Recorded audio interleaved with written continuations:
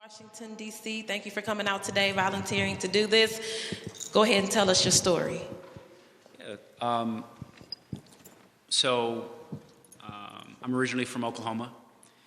I was recruited from Oklahoma to join the military in 2003. And in 2003, I was recruited. I served about 4 years. In my fourth year in the military, in the U.S. Army, my lifetime partner was killed in Oklahoma by police.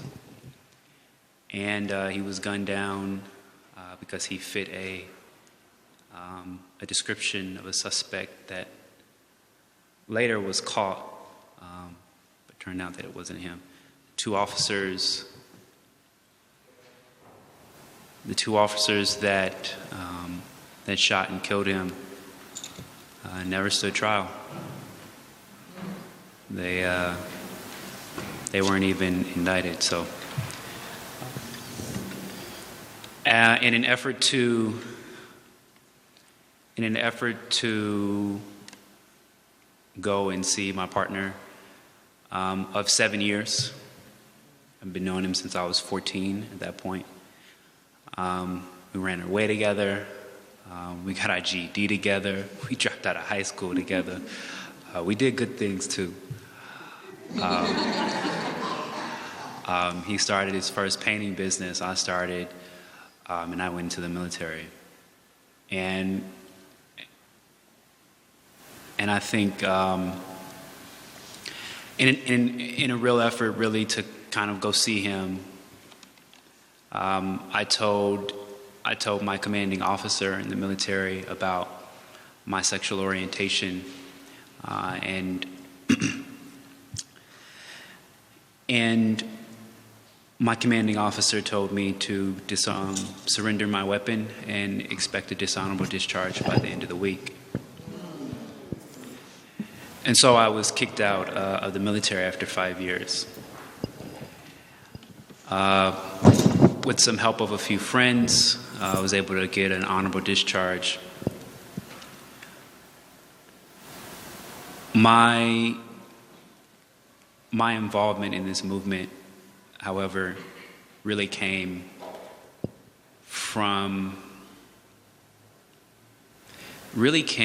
after I had seen and become and grew more guilty about where I was in my life. After I got out of the military, I went to community college. I transferred from community college to Georgetown, which is in Washington, D.C.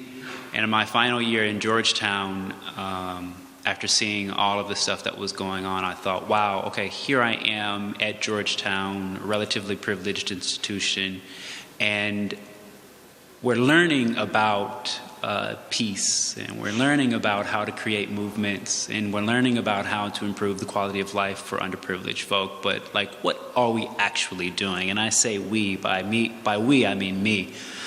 And so I left, I came to Ferguson and spent some time in Ferguson, and I really think that was the spark for me to channel the energy from what I was learning to actually becoming a practitioner of movement building and capacity. I later understood that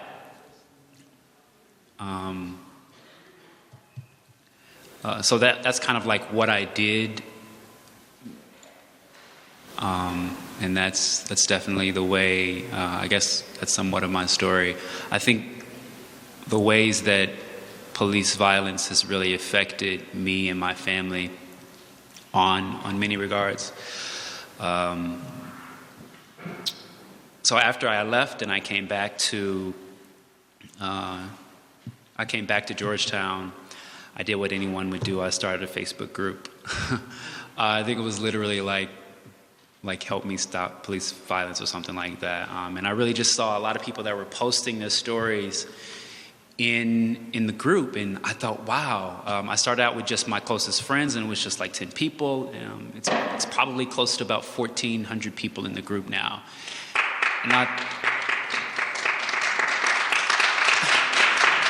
I literally was just astonished at the amount of people that had experienced police violence and were clearly articulating the problems existing in the community.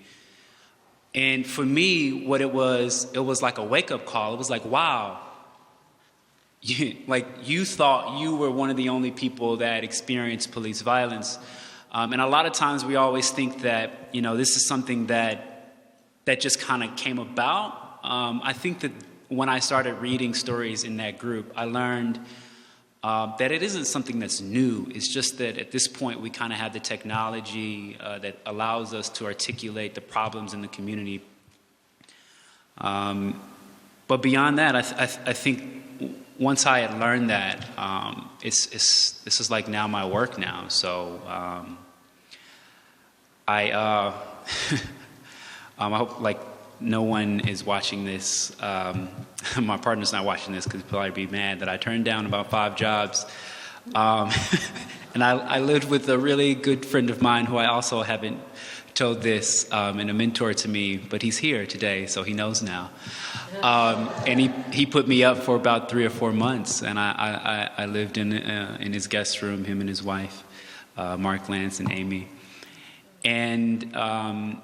And so I launched this company, basically a technology company that's building a mobile application to help record police violence, and then to rate the performance of police officers, and to build the world's first interactive mapping system of police performance in an effort to inform public policy, and hold the American justice system accountable.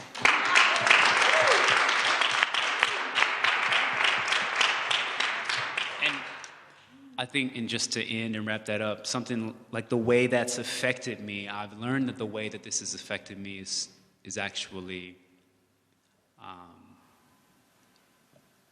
my ability to be vulnerable is incredibly difficult at this point. So I spend once I started investigating my family's history of police violence, it was very different. So I was adopted by my family, and one of the reasons I was adopted by my grandparents is because my mother struggled with substance abuse.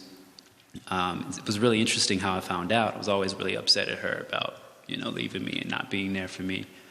But here, probably about 3 or 4 months ago, what I learned is that one of the reasons my mom got addicted to drugs is because an officer had planted drugs on her. I was born in 85 during the crack epidemic. And back in the crack epidemic, basically in the 1980s, officers would be promoted if they would catch people in the streets and pull them off the streets and brought to the authorities this high level of drugs, right? So they could say, all right, we brought in these people and we brought in this much drugs. Well, sometimes it would bring in a lot of people. They would have a lot of drugs on them, but the cops would keep those drugs and they would use it to plant on other people that they saw that had only misdemeanors. So they could increase the number of people who would have felonies and increase their possibilities of being promoted, and then everything from there is just showing, hey, we're cleaning up the city, right? And then at that point, my mom was a direct recipient of that policy and that direct action from police forces. She got addicted to crack in prison. She was sent to prison because an officer had planted drugs on her, and subsequently that changed the rest of my life forever. I was only 2 years old, so I got adopted into a different family. I lost track. I didn't even discover a relationship with my mother until I was about 15. And so just recently I was talking to my mom, and she was like, hey, Brandon, it's really interesting because your grandfather, my father, had been organizing around police violence for a little bit, right? Back in Oklahoma, in Tulsa, Oklahoma, during the Black Wall Street boom. She was like, yeah, it's very ironic. Your grandfather, I'd never met my grandfather before. But she said, your grandfather organized around police violence as well. This is very interesting. And I said, what do you mean? Yeah, well, back in the 70s, he owned one of the only nightclubs in Oklahoma as a black man. And police would come there and they would harass him often. And I started thinking wow, so here's a man that I've never met ever in my life. And he he's still here we are, years later, dealing with the exact same problem. And it's just fascinating, I think, the way the problem has remained the same. In another instance, so one of the reasons that I ran away from home, that really bad part of my story I told you about, I was 14, I ran away from home because I had some problems with my grandparents. One of the reasons I had problems with my grandparents is because I took a BB gun to school. And I was about 14. And granted, this was about 15 years ago, right? I brought a BB gun to school and I got expelled. I don't know, I'm sure you all are familiar with Tamir Rice, who was 12 years old and had a BB gun, and he was shot and killed by an officer. So it's kind of like the progression as we move closer and as we move, as time progresses, the problem doesn't seem to be getting better. In all accounts for me, as I understand it, the problem seems to be getting worse. So I bring a BB gun to school, I get suspended. Somebody else brings a BB gun to school 15 years later, they're shot and killed, right? And then the problem, in the same instance, talking about my grandfather organized around police violence in the 1970s. Here I am years later, never met my grandfather, and we have to organize around some of the same problems. To wrap that up, like what that's done to me psychologically, because I'm still here, right? I'm still alive. I haven't lost a limb, right? So like that's powerful in itself. But I think really the way that this has affected me and my life is my ability to be vulnerable with people, because like I've been to those places where I am vulnerable, right? I've been out in the middle of a desert with me and another person with just an M16 and expecting to fight off 300 soldiers. Like your level of vulnerability that you've given to the U.S. military, and then after 5 years later, because of your sexual orientation, you're saying that you're not enough to be doing that. Like that's an intense level of vulnerability, wouldn't you say? And so with that sense, like it's difficult for me to be vulnerable, right? And this is the same thing when I go. So even when you're in the streets, like, Brother Mel talked about it when he was up here, the level of vulnerability is just, like, don't expect us to be vulnerable, right? Don't expect us to live our lives. We're always on alert now. Like, I live my life on alert. I got to make sure my door is locked. I got to make sure if there's a cop behind me. Yeah, shit is intense now.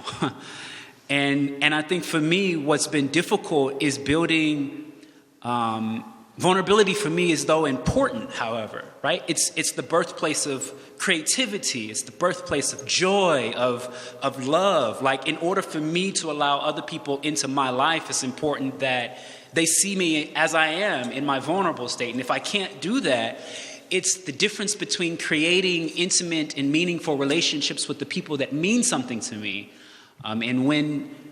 Because I'm not able to be vulnerable in those places any longer, it's difficult for me to build capacity. It's difficult for me to find love. It's difficult for me to see value in being vulnerable. So to end, I guess, if vulnerability for so much of America is an asset in building meaningful and intimate relationships, for me, and I think for a great number of Black people, it's a liability because it keeps us at bay, it keeps us harmed. So while some parts of the country build intimate and meaningful relationships with their use of vulnerability, Black and brown people don't have the ability because we lack the level of vulnerability. And that psychologically has been the most damaging, I think, to me. To close out on a more positive note, like this is my opportunity to be vulnerable, right? Wow. Right now I'm being vulnerable.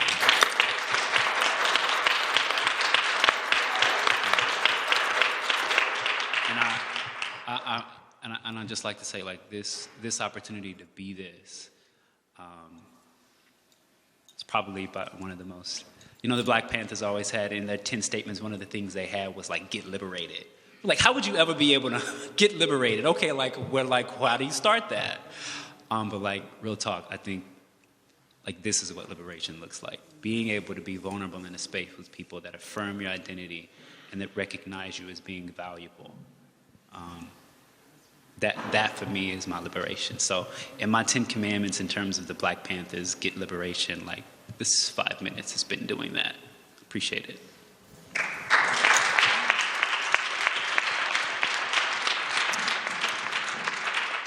So you did that so well. You took every question from me. There's no question left on my script. Everything is done. So we just want to thank you for coming all the way from DC to share with us. You shared this with the world now. We appreciate you. And your fight, whether it's at Georgetown or wherever you're taking it to, we stand with you. Ferguson is with you. You know, you're fam now. So God bless you. We just want to say we love you and keep on. Thank you. Appreciate it.